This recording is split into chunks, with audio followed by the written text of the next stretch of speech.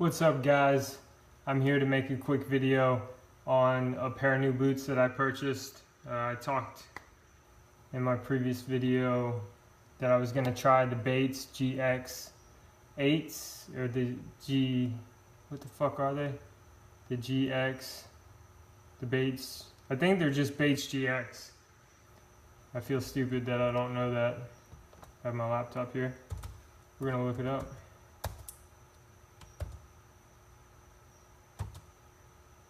Yeah, it's the Bates GX8s.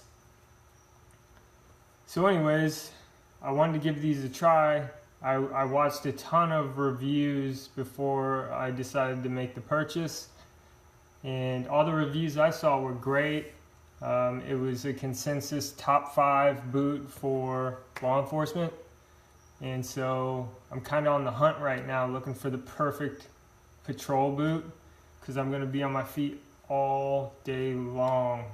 Maybe not all day long, but I'm gonna be on my feet a shit ton, especially if I work here in town at the university. Anyways, so it's really important to me that I have a boot that I'm comfortable in, but it's also important that I have a boot that's going to be tough in case I gotta get down and dirty and maybe get in a fight or whatever. So let's take a look at these boots, and I'll tell you my pros and cons and give you an overall opinion on the boot. So I've worn these bad boys for about a week now, just about a week. They haven't fully broken in. I'm still in the process of doing that. You may be wondering why the hell I got 2 sets of laces. Because I want to split the lower from the upper to have 2 separate tensions, and to do that in an effective manner, I needed to separate them with different shoelaces. For different people, maybe just the one lace is fine, but for me in this break-in period, there's some hot spots that I'm not too happy about. So this is what I have to do to make the boot comfortable for me, at least until this leather softens up. The leather that is on this boot, not including the toe cap. Amazingly, the toe cap leather is kind of soft and flexible, whereas the leather lining the shoe lace holes and up along here and where your ankle sits, all this is super stiff leather. I think it's double layered, like reinforced leather. Super stiff, which kind of sucks because I don't want the leather to be stiff around my ankles. I want it to be nice and soft. Where I want my leather to be stiff and reinforced and all that is here in the toe cap, which for some reason Bates decided to do the opposite, which makes absolutely no sense. Anyways, just taking a look at this boot, it's a nice looking boot. Aesthetically, it's pretty intimidating, mean looking. When I saw this boot, I'm like, now that's a boot that says I'm going to work. But unfortunately, the style of the boot doesn't match how comfortable it is. This isn't a very comfortable boot, at least right now. Hopefully, after putting some wear on it, it'll get more comfortable. But I can tell you right now, the combination of the outsole and the insole,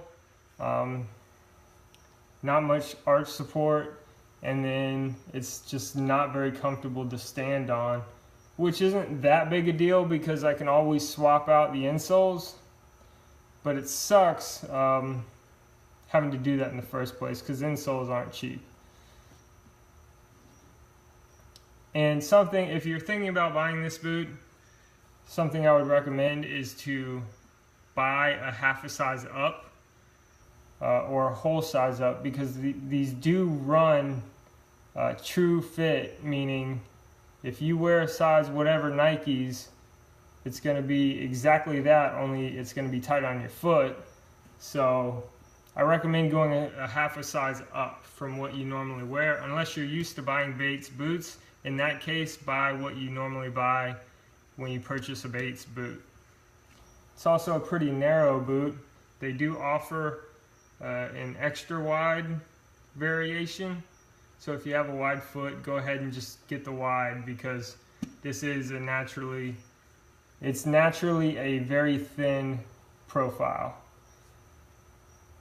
I was disappointed that the toe cap was so flimsy, because I like polishing for a mirror shine, and it's really hard to do on a toe cap that is so flexible. I manage, you know, I get it looking decent, but it's nothing like some of my other boots, that's for sure. Would I recommend this boot in modern day law enforcement? Probably not. Not with the technology and footwear we have today, especially when we're getting those athletic style lowers mixed in with the boot style uppers, meaning we're kind of making hybrid boots now, where they look more like athletic shoes than they do boots, but they still hold some key characteristics and components of your traditional military duty boot. So there's no reason to go full on duty boot when you can go buy something much more comfortable, something like a Reebok ZigTech duty boot. So far, that boot's been unparalleled, and it's going to be hard to beat. In fact, the next boot I'm going to purchase is pretty much the lightweight version of the ZigTech. It's not technically a ZigTech, but it has the same shape. Everything looks pretty dang similar, except the ZigTech technology is not there, and it has a different outsole. And I'm going to give that a shot, because it's supposed to be their ultralight version of their duty boot. And so far, the Reebok ZigTechs are where it's at. Again, super cool looking boot. Love the design of the outside of it. It just, the functionality in modern law enforcement work doesn't justify wearing something this stiff, this clunky.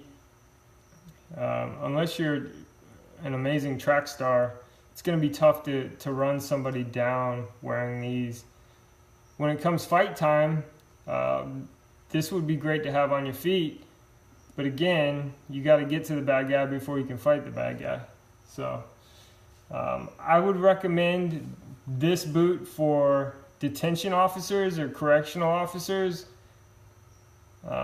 where they're in a confined space for most of the day. They don't really have to chase anybody down. But when it's time to battle with an inmate, you got the right protection on your feet for the ankle support, and you can put in work with this boot. But for being on road patrol, this is definitely not something I would recommend when there's so many other better options.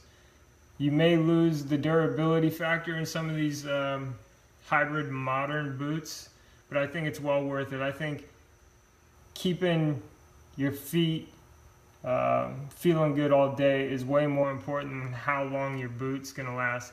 Because realistically, I can purchase one of those old style military boots that's straight up one piece or two piece leather, have it last for 10 years, but how comfortable is that really gonna be? How functional is that really gonna be? You get my point. You kind of got to sacrifice some durability for functionality and just feeling good on your feet. Anyways, guys, this is going to be the last boot review I do. This was just kind of a quick 2 videos that I made on my search for the best boot for me. Thanks for watching, and I'll see you in a future video. What's up, guys? I'm here to make a quick video on a pair of new boots that I purchased. I talked in my previous video that I was going to try the Bates GX8s, or the what the fuck are they? The GX, the Bates, I think they're just Bates GX. I feel stupid that I don't know that. I have my laptop here. We're gonna look it up.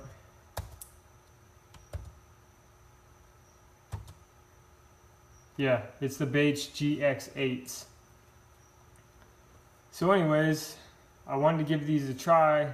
I watched a ton of reviews before I decided to make the purchase, and all the reviews I saw were great. It was a consensus top 5 boot for law enforcement, and